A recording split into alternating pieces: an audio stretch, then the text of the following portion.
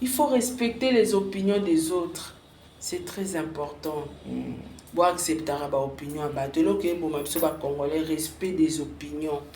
Bolingi batu tu bazala ba ingrat. Bolingi batu tu bazala ba hypocrite. Bon, respecter quand même ba opinion à bateau. Na viso bokomi kocha tribal liboso, ça va pas marcher. Ça va pas marcher. Toi, mais pendant que elle était avec Maréchal déjà. Balobi ka kufi pauvre atike lokote. Balobi Claude Machala atekisi tchala mwana ba mapangu ti abomi atiki famille na bango pauvre. Donc richesse sa famille wana c'est tchala mwana.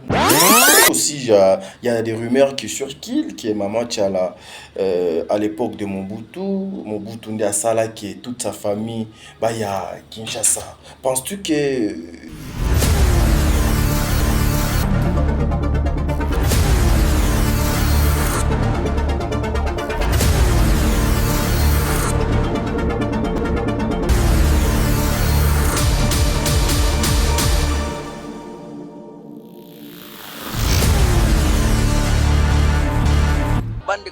oza Congolais olingaka mboka oyo olingaka bana orphelinat vida ezobenga yo tango zimwa moke yo kolia yo kofete na bana kanisela pe bango mutu azana mutima mawa oyo azana bozwi ate ya mukie tosunga orphelinat vida na $1 a pamba bana balia balala bien bamela bien nzambe nanga ne ya yo apambola biso nyonso bana mokili mobimba to soutenir bana na kati ya orphelinat vida na $1 ya pamba nzambe akopambola yo akozongisela yo ebele mpona nini oye kosoutenir borphelin na $1 na yo na $1 na biso en tout cas ekoliesa bana bitike po bafete na décembre oyo orphelinat vida baza na posa na biso ndenge bana na biso bavivaka na ndako ndenge mpe bana ya vida il faut bavivre yo moto oyokaka parce que jusque là batoma basilati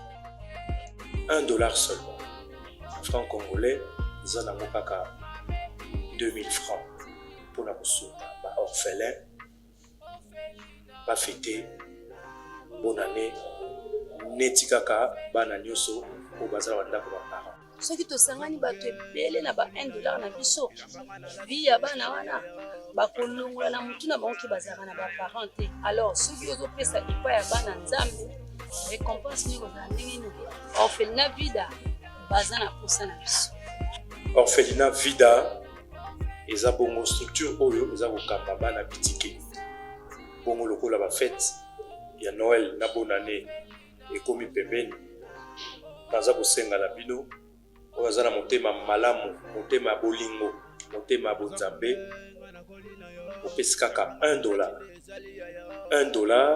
pour na permettre bana na biso ba orphelin ba fete pe lokola bana nyonso.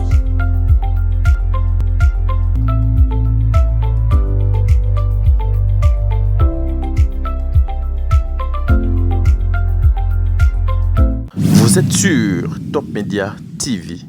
Voilà, merci Bandeko Balandi à Sarato la télévision, Bandeko Balandi à Top Media Télévision. Soyez les bienvenus, c'est votre frère, ami, grand frère, petit frère Pepa Yabat Missou, c'est-à-dire là par l'émission, c'est le code de bonne conduite. Il est temps ya ko informer bino Nandenge et Sengeli, Tozali Lelo Mukolo ya lundi 12 décembre 2022 depuis la République démocratique du Congo. Toza bongo na commune ya Gombe na mboka oyo kamami epa ya Yemei Papa Fachi Béton. Depuis la disparition de maman, maman Nabiso, maman Tchala, Mwana Oazali, la reine Yamutouachi, maman a imposé style ya musique Namboka Nabiso. Aujourd'hui, Mutouachi, et soit forme moko boye, c'est grâce à cette maman, azoko mérité ba respect et belé. Mais maman Tchala Mwana Oyo, Aouta Wapi. Abana musique na ye Wapi. Et là, on a emema Mama Tchala Mwana na musique et puis na Kinshasa. Et par rapport à tout ce qui s'est dit tout autour, il y a Mama Tchala Mwana. Aujourd'hui, tu es belé, bazoko koleye ba makambo ebele na nzoto. Bandeko balandi tozali na matière. On vous avait dit que biso toke labo. Et nous, lorsque nous travaillons, tokendaka vraiment pour chercher des informations sûres, fiables. Toyebi ke bato pe ya ba rumeur bazalaka, mais rumeur pe zalaka moko ya ba information po eza pe na ba rumeur misusu ekomaka pe information pena na makambo ya solo pena. Bandeko balandi, cette émission ça va peut-être choquer ba mal compris ndenge nga na mesani koloba. Mais nous allons essayer de faire analyse oyo ensemble avec vous. Pourquoi aujourd'hui la mort de Mama Tchalamouana est un sujet il y a moquerie pour les autres? Pourquoi aujourd'hui la mort de Mama Tchalamouana elingi est comme un sujet il y a chantage mokoboui? Pourquoi aujourd'hui certaines personnes cherchent il y a qu'on respecter mémoire il y a Maman Doatiki Bisote Oazali icône il y a musique. Mama Tchalamouana, que ton âme repose en paix, maman. Je ne savais pas que de votre vivant, Olinga ki batupe mingi, Olinga ki pe famille na yo mingi, Olinga ki libota na yo mingi, Olinga ki pe mboka o mingi. Après liwano maman, la vérité ya son mwebimi. Le meilleur fan, je vous salue, je vous dis un grand merci parce que vous prenez votre temps pour partager cette émission.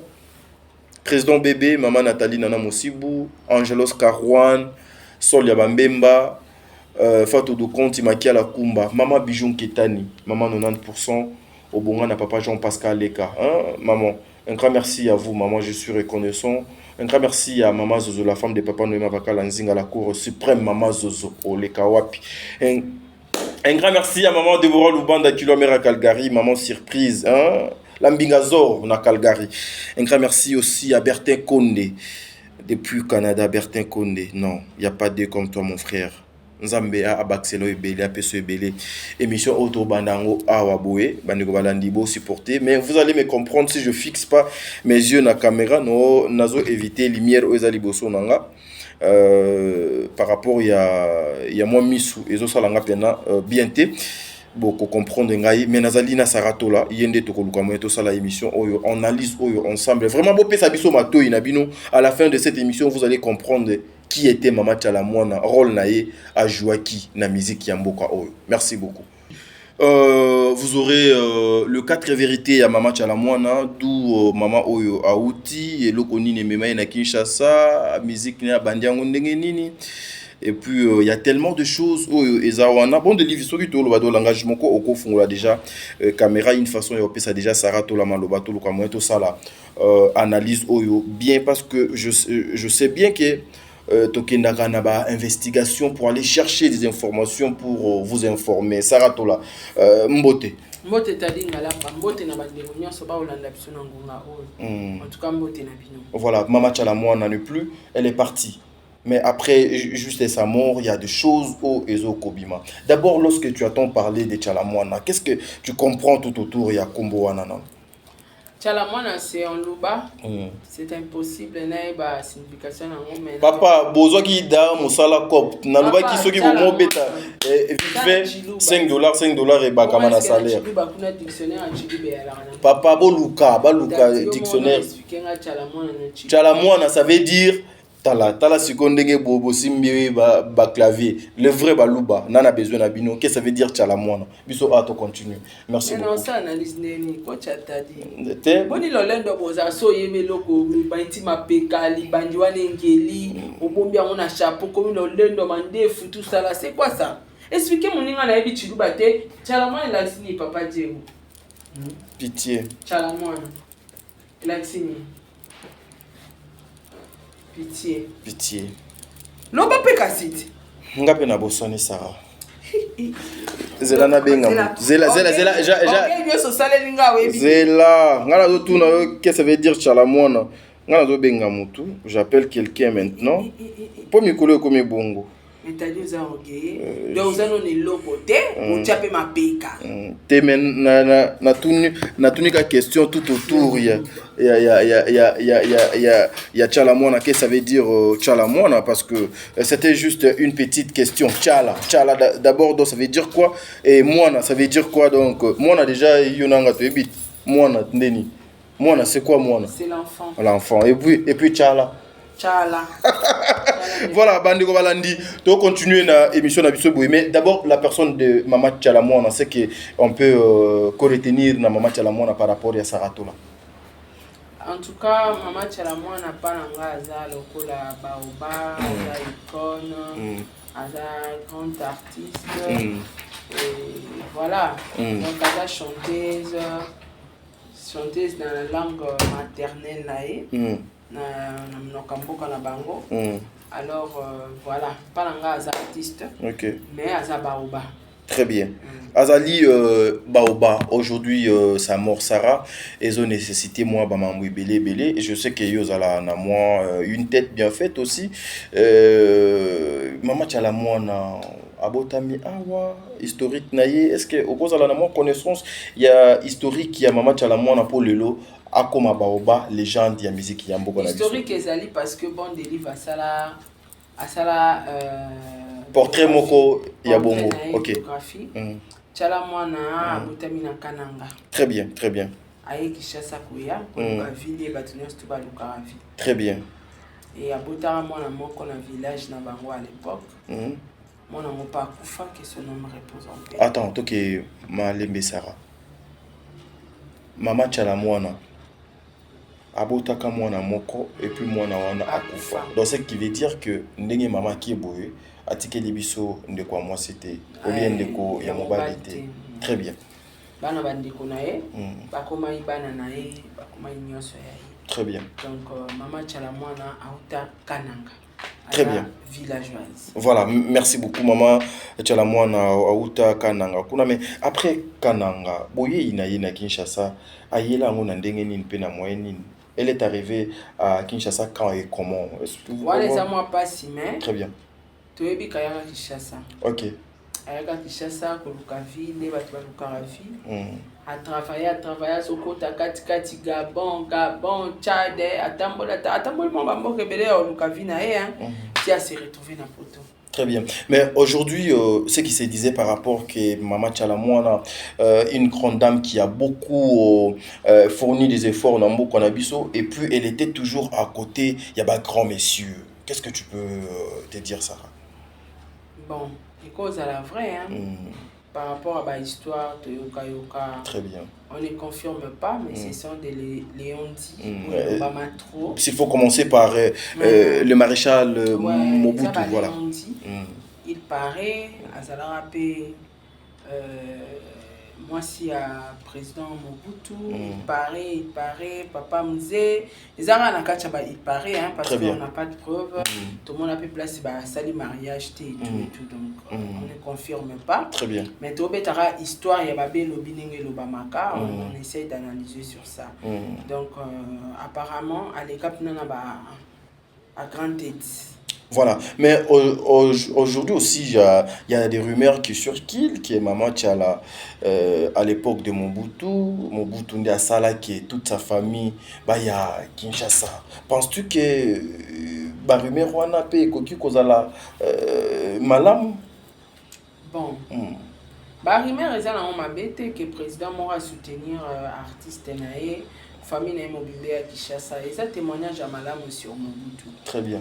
Mais le quoi tu as pas preuve et ça on essaie d'analyser sur ça. Donc ce président Mobutu à l'époque il y a ma famille à Tchalamon à Montbalango. Selon ce que nous apprenons. Ils ont ils ont aidé. On rappelle très bien, très bien, très bien. Non, on peut continuer, Ils ont aidé. Donc, ils ont les lopetons soutenus par première dame. Tout le monde a soutenu par maman Olive Lembe. Mais ça, historiquement, témoignage à Kitoko. Oui, nous apprenons que à Sombela Yeba Villa, M. Sossomba na cité maman Mobutu Kuna et tout. Mais aujourd'hui, lorsque sa famille, Bazokolo a été Tchalamouana Koufi pauvre Atiki et l'autre côté, Sarah. Pendant que mais pendant que elle était avec Maréchal déjà Claude Machala a tekisi Tchala mwana ba mapangu ti abomi atiki famille na bango pauvre Donc richesse à famille wana c'est tchala mwana. Tchala mwana comme elle n'est plus, la famille reste pauvre. Mais yé côté kuna ok mon musika leur richesse c'est tchala mwana. Parce que ba utimbo kapona tchala mwana ba e Congo. Très bien. Elle vivait de tchala mwana. Donc ceux qui le lot basé la famille na Kinshasa c'est grâce à tchala mwana. Ouais, mais on a des témoignages. Très bien. Tchala mwana beaucoup libana bande konaye. Très bien. Ngala na ba témoignage na ya ba soda, oye biso ke na kutana na tchala mwana na zonga lolenge na ya kité. Très bien.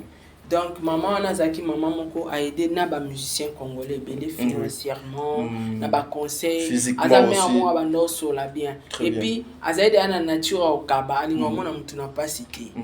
Voilà donc kolongo la déjà famille non talaka ra ko kwa tchala mwana ayaka Congo Kinshasa donc ya kufela donc famille na mo bimba amemaka bango na Kinshasa pe apesi bango esika ya kovanda pazolesa bango donc azali kondi ya famille na yaza richesse na bango voilà pourquoi azolela otiki biso ba pauvre.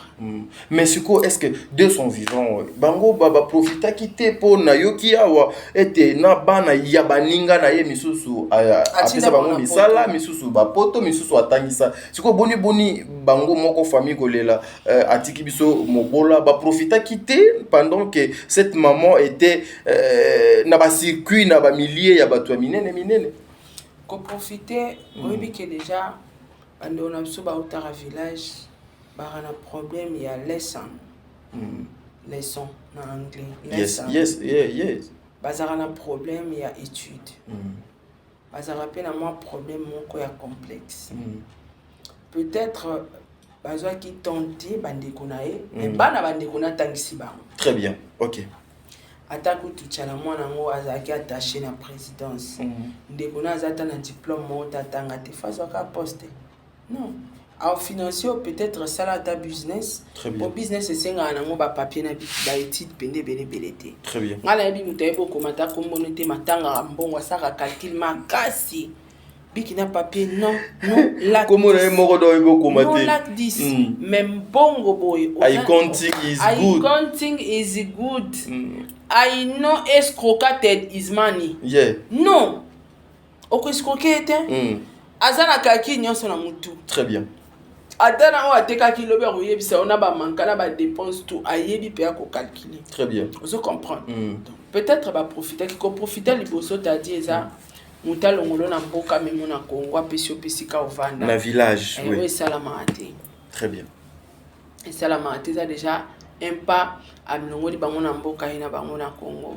Alors kolela pona ndeko na bango batikali ba pauvre izaka ba regretter de tchala mwana la personne de tchala mwana aza richesse na bango. Très bien. Parce que tchala mwana so biloko yé ba pesi ali ari motali na famille. Très bien. Boya ozo biloko boya ko sala boya yebsanga na ti camion mobimba mama oliva kindo tikela tchala mwana ya kolia yora nteza ki ali yaki ngo yemo kota même pas abenga imba mo famille na ebozo abotikela nga pe obo obotikela nga. Donc aza richesse na bango c'est normal. Ba famille nyonso likondia alaka. Très bien. Azaki likondia famille na. Très bien Sarah. Mais aussi wana to zalaki kaka na papa mon butu wana par rapport ya grandeur CV ya monene ya maman oyo biso photo pesa respect le musicien congolais, la classe politique congolaise aussi, ba musiciens, les journalistes, donc ba couche nyonso ya Congo photo luka ko pesa ye valeur par rapport à oyo ye amemi na mboko oyo ya Congo. Et puis après, nous apprenons aussi qu'elle était beaucoup plus à côté de notre celui qui a dit je ne trahirai jamais mon pays jusqu'à la fin. Nous apprenons beaucoup de choses. Banda que belé.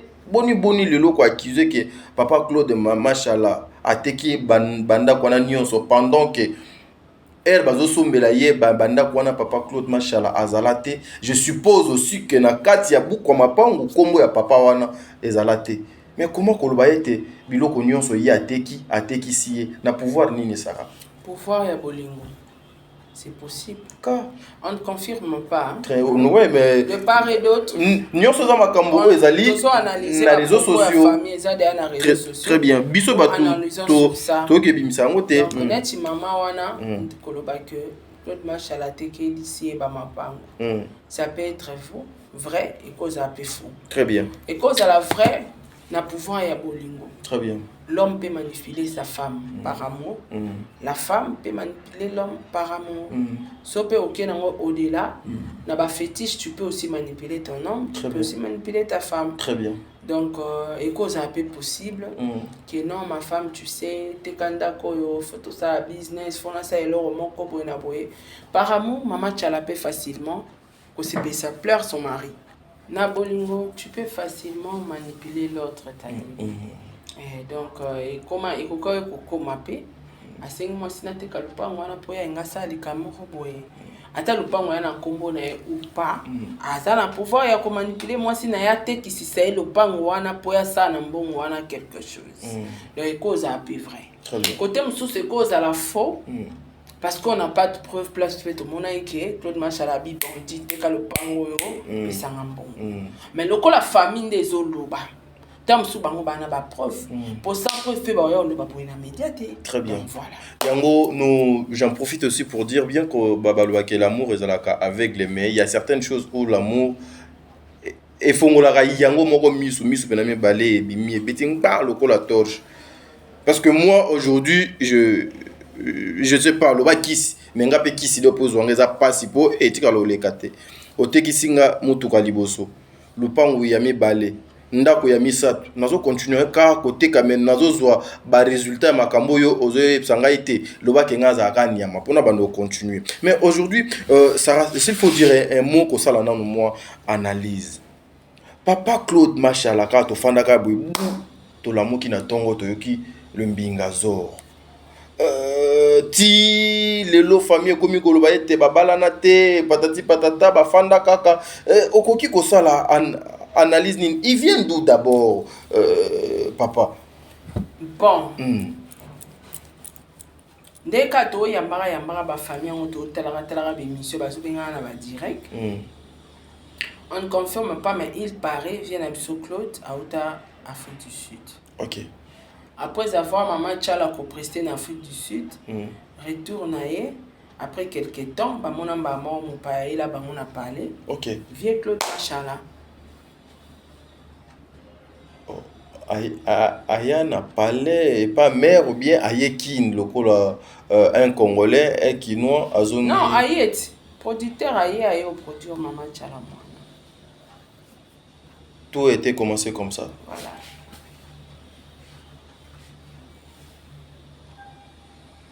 Mais déjà, si c'était comme ça, Bissonio Soto, Yebi, c'est son producteur, album est belé, c'est maman, c'est papa Moutou donc à produire. Boni Lelo, famille, et Goya, Kolobaete, Ezali Lokuta, Atikala, ko produire ata album mon côté à maman, parce que Azalaki na mbongo, Azalaki na l'autre côté.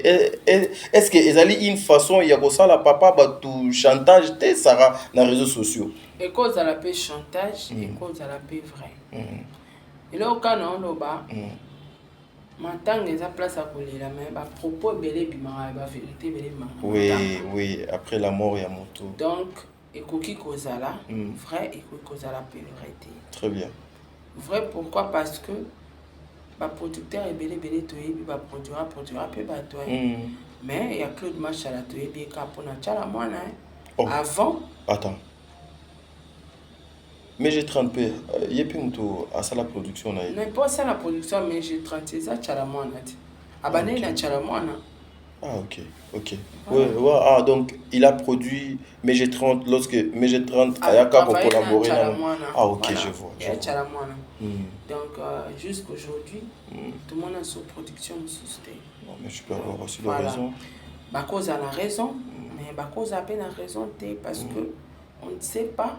Tous on a preuve que tu as bien maman Chalamona pour yenda ebi que so bazar produit ou pas. Et pas blom super à la raquette à John a le roi ça là rien par rapport à titre na fona la jour na teloko na mis sur bateau. Et voilà.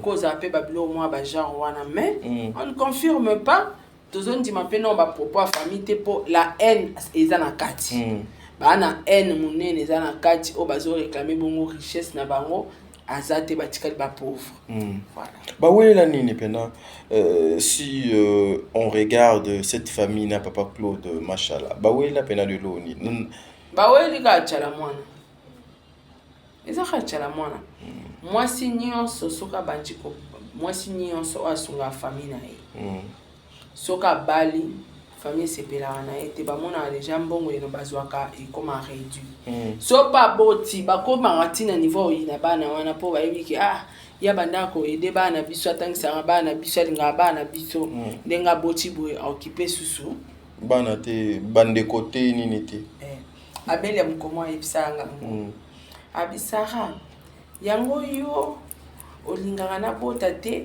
mpo nga nadepensaka mpona bala na yo to ndeni ozo comprendre babiloko yango ezalaka donc oyebi ke ndeko na oyo aloko abota te to non aboti te mais alingaka bana mingi asungaka bana nga okokoma na niveau mpe okende ndako yango okangi mabota ni atikala bongo mpo asungaka pourquoi donc asungaka bana.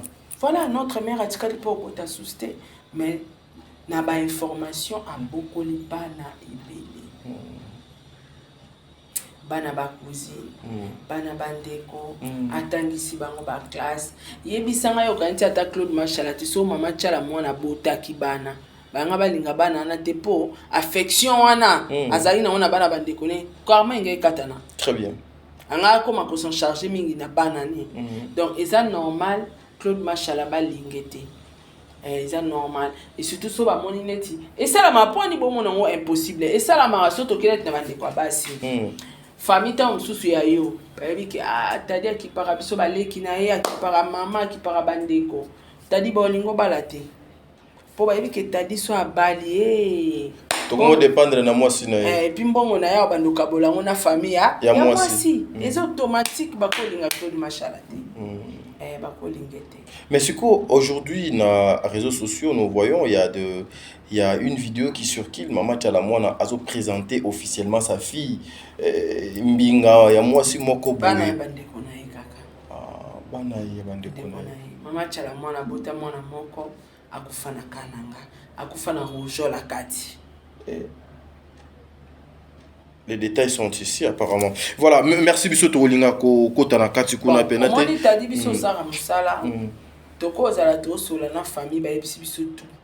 Ba pesi kuna ba audio bo lexa na émission, mais surtout analyser sur ba audio et ba personnalité ba na kati, ba maramuso ya na kati. Ne to sara musala, nous sommes censés protéger Batouana. Merci. Nous sommes censés protéger Bango. Déontologiquement je suis censé protéger ma personne, ma réputation à Batou. Très bien. Alors tous en moins histoire mais on n'a pas droit d'exposer en haut sur la toile.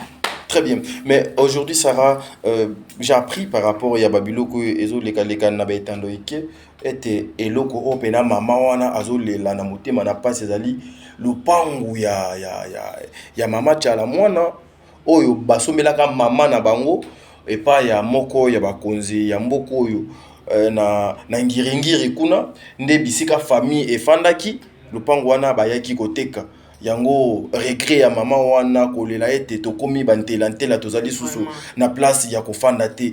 Penses-tu que bato bazo ko lo babiloko na ba réseaux sociaux na ba rimer oyo ekoki pe kozala mama solo ope gotinda ba mama na kanda te ikoza pe kanda ikoza pe mama solo yaka makambale. Très bien. Ikoza pe kanda ikoza pe mama solo po baba nyama te baza bazoba te baebi makamni baolo bana média et puis média des autres wango kozala diffusé partout dans le monde entier. OK.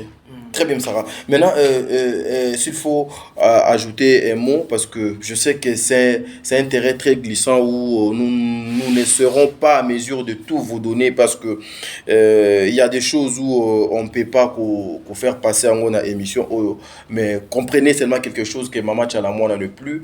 Maman Chala Mwana c'est une maman qui a œuvré œuvré à côté à papa Mobutu, elle a œuvré à côté à papa Laurent Désiré Kabila,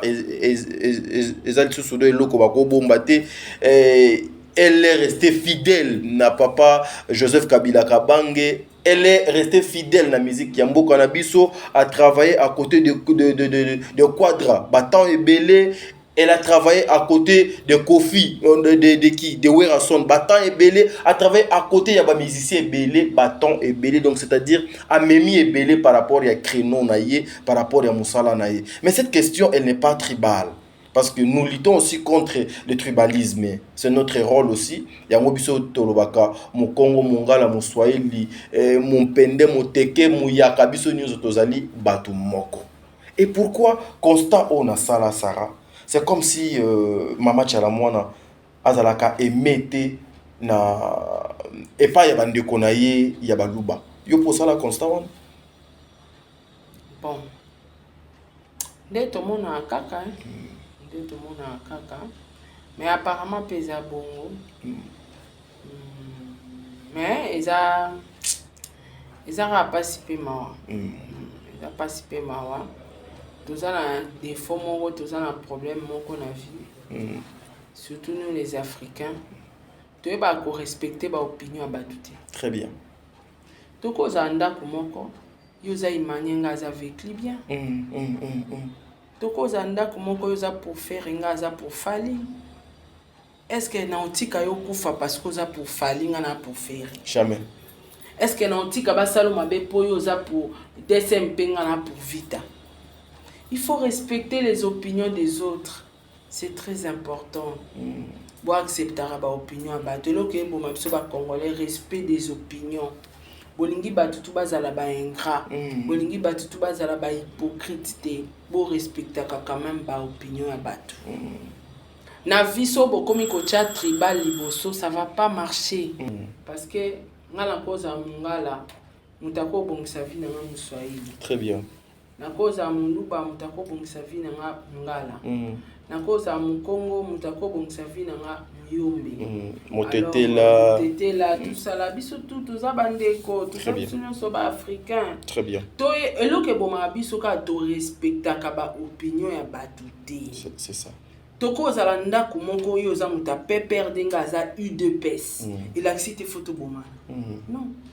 Sur le plan politique, toi benemi. Mais normal, nous ne sommes pas des ennemis.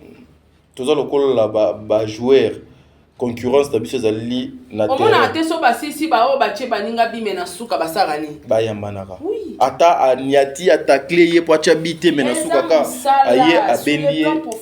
Et puis ngana mona ndeti ceux qui sont social et ceux qui sont au bakana ba problème tende des ala ka ba joueur pour ndenge ba niatanaka na terrain mena suka ba yambani. Ezaka il faut te respecter la opinion à bateau. Pour respecter la décision à bateau. Pour respecter la gratitude à bateau, c'est important. Il y a un problème mais ma bisoti na ba famille, maman a imposé moi na ba la moi sur ya lingi. Respecter opinion mutu. Wana moi si ya muno kwa mboka na bisoti. Non. Respecter opinion ya mutu, il faut te respecter ba. Moi ina viso comment respecter ka ba opinion mutu za na ba problème na bateau. Très à l'aise. Il y a un moment où tu as un problème, na ba poto belé na vie parce que tu respecter ba opinion mutu te. Et ya lo ngane na zaboé. Couple Madjab et Sunginga trop na vie. Je suis reconnaissante. Ma place m'sou na komi o na kana on komate na vie c'est pour Madjab. Sko lelo na moni moi na Madjab to ndi ko Madjab moko. Aw sa lelo moko net ngana na media boni na ko sala po na eso eza soutien de. Oko propulser ye babilo connaît oko banolexango gratuitement sans capé sangata $1. Et ça pourquoi? Bolamu ya ba parents na ye. Ya ba parents na bango et vandi na mutu. Ezoganga na vie na yo. Très bien. Ce que tu es aujourd'hui, c'est couple Madjab. C'est papa Roy, c'est maman Mariam. Pourquoi? Pour plaire aux gens, il faut na sala ingratitude na bato ba salinga na zala lelo. Alléluia. Parce que ndeko nanga mungala muto sala likambwana, il faut kanga lokana mungala na soutenir. Très bien. To respecter quand même ba opinion. Et aux ala important mutu akosungo na vie akozala mpe ekolo mosusu. Bref, on est au travail quand on est école monté. C'est que fona lukara mungala vana kitia pour tout travail na e. Oso mungala na zo mériter ta aibi makambo ta aibi musalate. C'est que so za patron engagé batutu bana simano bangala na ba o ba ebité. Bangala c'est que bozo bande ko na bino famille na mo beaucoup tcha bana misala. Et comme une bêtise. Voilà. Si c'est une bêtise, c'est que on doit respecter les opinions des autres. Très bien. Donc là, so naza mungala nakoyi mpe kosoutenir moluba. Très bien. So naza mongala nakosoutenir motetela, nakosoutenir mokongo, nakosoutenir muyombe, nakosoutenir bikolo nyonso basakata et tout. Ozo comprendre? Donc nous sommes les Africains, toza bandeko. Tobomana na musala, totika kobomana na boye. Très bien. C'est ça, message à Pekaka. Toza ba Africains, toza bandeko, toza makila moko. En tout cas, tu baka ko respecter les opinions des autres parce que batu mususu ba respecter l'opinion à batuté. Marambo eza tina famille. Oh, tina ba famille, tina misala ti partout. Biso to bala kabangala te. To bala ka Swahili te, il faut bala kaka mo Swahili. So to bito zonga neti na likambo esala mara ya bana nkazi na ba Congo. Kichuli. Oyebi keza manque à respect à l'opinion. Qui tu l'écoutes to keka na bana kazi. Comment motoko bota na vie oboti bana na yo po bokola bango tangisa bango mais on t'impose. Ya bokola no bana kazi na yo. Bana ya bandeko no. Ya basi. Surtout ba oba pesa bango soki nkodi ya soki nkodi. Oh pe bazala ba papa na bango on vie. Donc so une imposition wana. Déjà imposition wana isa koboya opinion ya motu.